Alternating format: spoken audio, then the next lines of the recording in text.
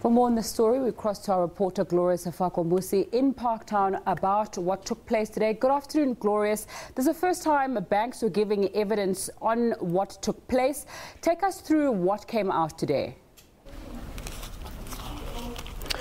Hi, Nzinga. What came out this morning was Standard Bank legal representative Ian Sinton started by explaining the kind of legislation that banks have to abide by and how important it is for banks to be seen to not be condoning any sort of corrupt activity or being able to process payments that may be facilitating corruption in a way.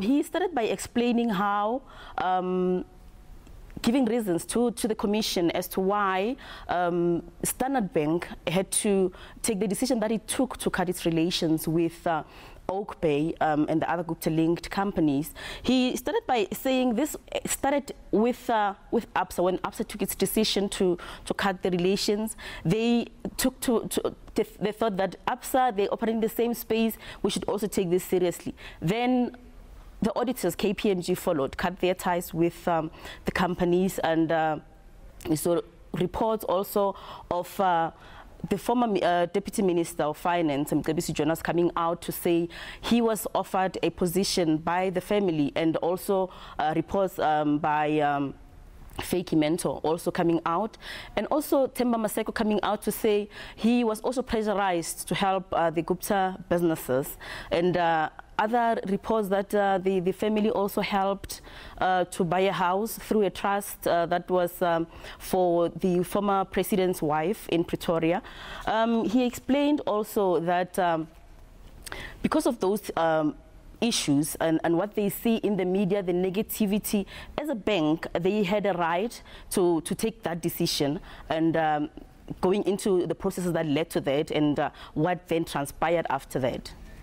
Glorious, take us through what Standard Bank said happened after these accounts were closed and the kind of meetings that they had after they closed these Gupta family accounts.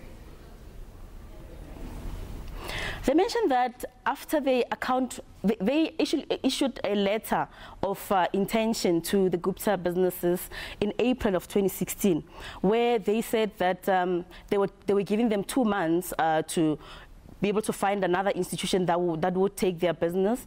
And following that, they said the family embarked on a media campaign to try and get the bank to reverse its position.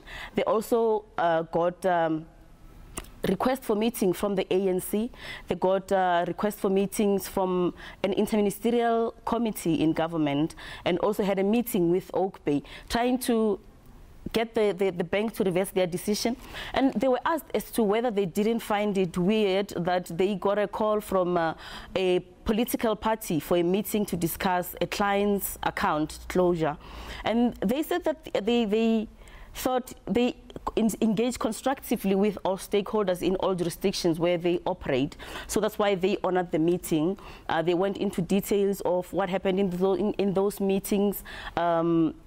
But it was mainly the meetings were about getting the bank to retract their decision, saying with the Guptas also saying this decision was putting the lives of about 7,500 of their workers at stake, because without their bank accounts they can't pay salaries, and they said in the meetings they were also accused of being the white monopoly capital that was closing down on black businesses in South Africa. Nzinga?